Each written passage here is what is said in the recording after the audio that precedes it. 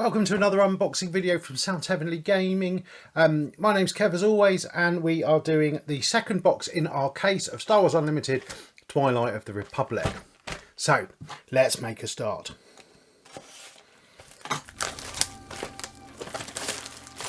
What are we looking for out of this? Well, some Darth Mauls or some General Grievouses would be very nice. Always a showcase would be very good to get hold of. Let's see what else we can get. Gwynlyn Voss and a Pike Palace as our first leader and base. I'm going to blitz through the commons and probably the uncommons as well, to be perfectly honest, because by this point we've seen all of those and we know what we're after. We're after the interesting cards at the end of the pack. First rare that we've got is a rare Foresight, and then we have a common Hyperfoil Guarding the Way.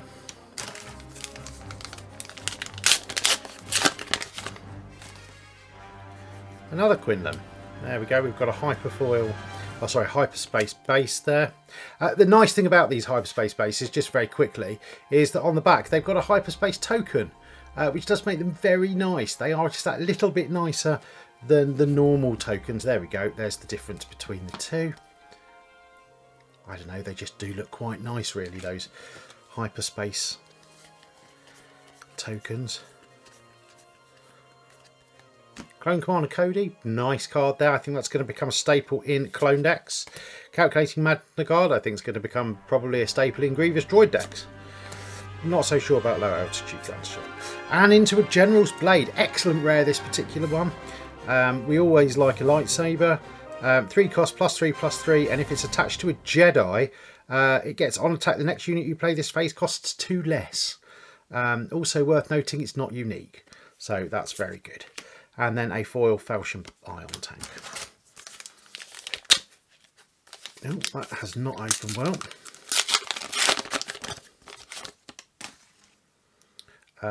A hyperspace Mace Windu, that's nice.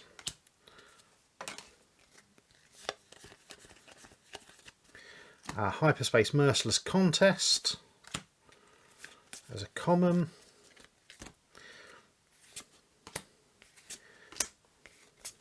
A rare Morgan Elsbeth. And then a rare foil Execute Order 66. Deal 6 damage to each Jedi unit. For each unit defeated this way, its controller creates a Clone Trooper token. They are slightly off camera. There we go, that's better. Hyperspace Gwynlyn. Still hoping for the elusive showcases. Not really sure which showcase I would like to pull. Our Bo-Katan Kryze. This is the Death Watch Lieutenant when she's still a villain from when she first appears. Good card. I really like this one. Great in, well, unsurprisingly, Mandalorian decks. And then a foil Grim Resolve.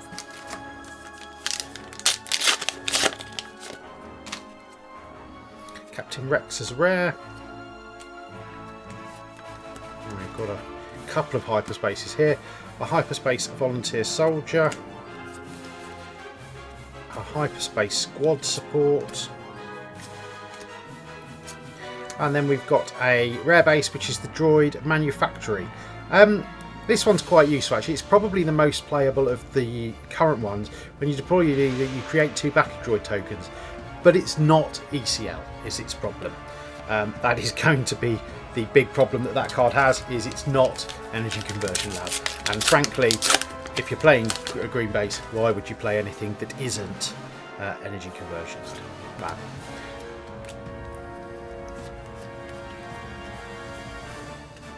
But again, in Twin Suns, I think it's got a lot of potential.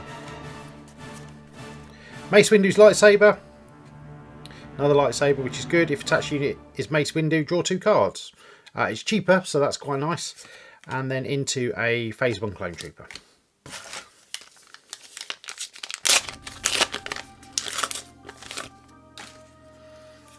Anakin.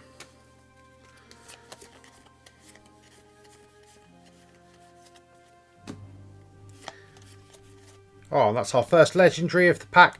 It's a Chancellor Palpatine. I think this has a lot of potential, this card. Each token unit you create enters play ready. And if a unit left to play this phase, create a Clone Trooper token on its attack, which will come in ready. I think that has a lot of potential in clone decks. And then a foil Holdout Blaster.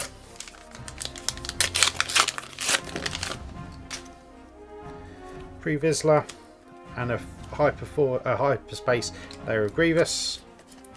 There is a hyperfoil at the back. Can it be a rare or even a legendary? We've got a rare caught in the crossfire. It's a legendary. It's a hyperspace hyperfoil legendary. What is it? Oh, we know who that is. There's only one card in the set that has that many keywords, and it's GOR! What a beautiful card. A hyperspace foil GOR. Look at that. Wow. What a pull. Fantastic. Padme.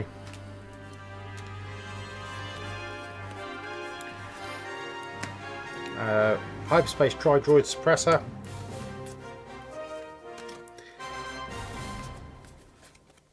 In Defense of Camino is our rare for this particular one. For this phase, each friendly Republic unit gains Restore 2, and when defeated, create a Clone Trooper unit. Clone Trooper token. Potential. I've not actually seen that one yet, so that's quite nice to see that one through for its first time. And then a foil Private Manufacturing.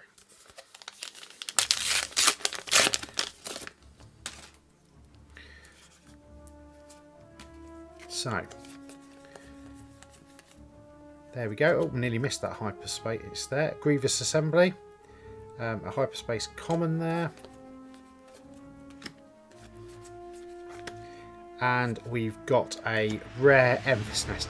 I used this card in the pre-release tournament. This card is amazing. It's really well balanced, to be fair, with only 5 power, because it's, when played and on attack ability, is just utterly incredible.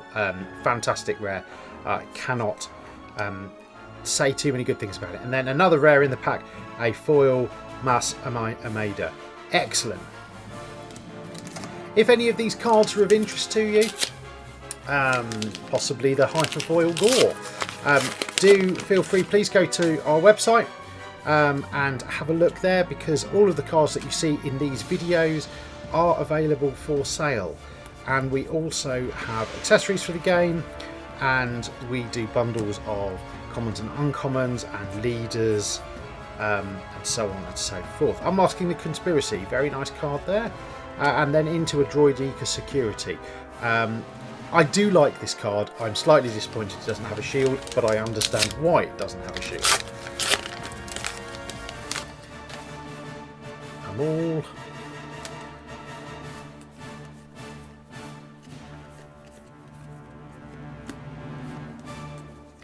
Into Mr. Bones. We're going to get rid of the foil common, breaking in and talk about Mr. Bones. Mr. Bones. What can I say about Mr. Bones? If you don't know who Mr. Bones is, read the Aftermath books. He is a great character. In Star Wars Unlimited, the card is amazing in Mono Red Kylo, which is what I run. In any other deck, it's probably not going to see a great deal of play as a 1-cost 3/1 unit. I mean, that said, it's basically the same as Death Star Stormtrooper, stat-wise, and actually has an ability that could be useful, but it is double red. So if you're going to play it in anything that isn't mono red, you're going to be paying 3 for it, and then it really is not worth having. But in a double red Kylo deck, it is amazing. Then we get to a double blue card, which is Finn, and to be honest, the least said about Finn, the better.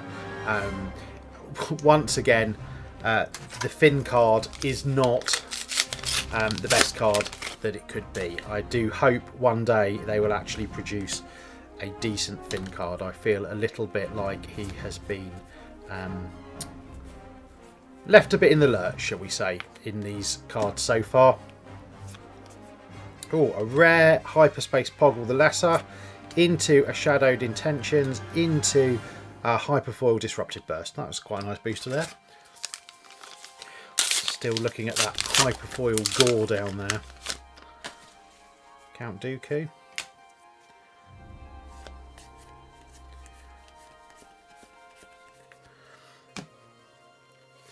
Now, our second legendary. We'll get rid of the foil attack pod. Second legendary. This is a very interesting one. Clone. 7 cost, 0/0, and basically it enters play and becomes an exact copy of a non-leader, non-vehicle unit, but it gains the clone trait and isn't unique. This card has amazing potential if you or your opponent have something in there that you want to copy. You want 2 Snokes so everything on your enemy side gets -4/-4. You can play it with clone. If they've got a Snoke and you use it, you can copy theirs so they get -2/-2. The possibilities are endless, but it does require you having something in play that is going to be useful at that particular time. But still, it is a lovely card, and I think it's going to see play. It's going to require some sort of fine-tuning in the decks, but I think it's going to see some play. Equalise there, and then some B2 Legionnaires.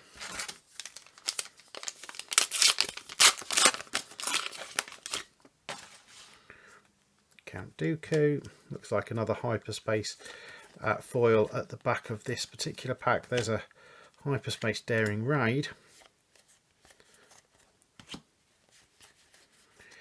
Into a Sand Hill. It's just a common. A Ryloth Militia. Nice card. Reality is we're not going to get 2 hyperfoil legendaries out of a box, and probably you're not going to get a hyperfoil legendary and a hyperfoil rare.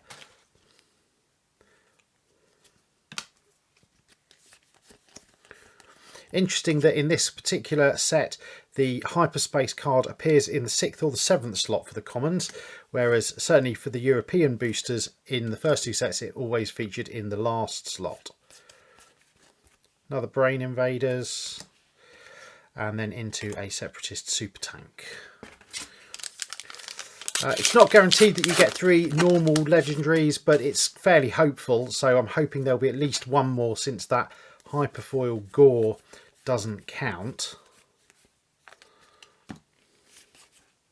That's a nice rare hyperspace Morgan Elspeth. Into a rare Steeler Guerrera. Into a hyperfoil Separatist Super Tank, having just got the 4-1 in the booster before.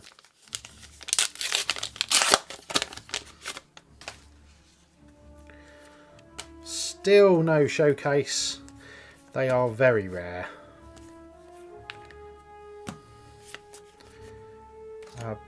Barrisoffy, lovely, and an Independent Senator as the foil. We've got 4 boosters left in this box. What else can we get?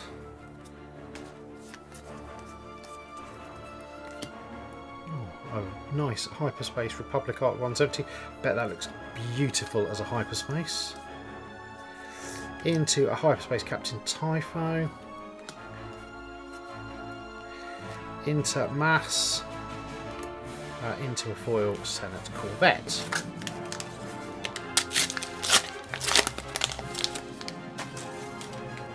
A Chancellor Palpatine rare. The only rare, or the only leader in the game to not have a unit side. He switches from Chancellor Palpatine to Darth Sidious, as you would hope he would do. I think that has potential to be a really interesting deck. I think it's going to be very difficult to build effectively though. Execute Order 66 and then into a foil droid deployment.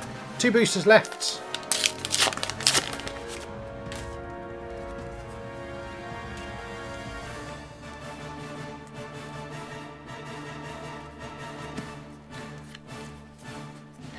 Impropriety Among Thieves.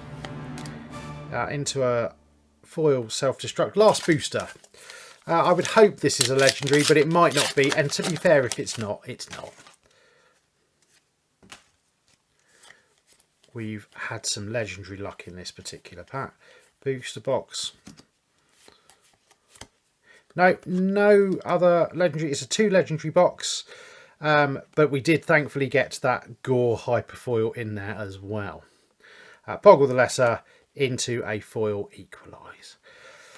Okay, thank you very much for watching. That's box 2. There will be, of course, as the case is a 6, 4 more of these to come. If you've enjoyed this, please like and subscribe to the channel so that you're aware of when the next one comes out. Take care, and I'll see you all soon.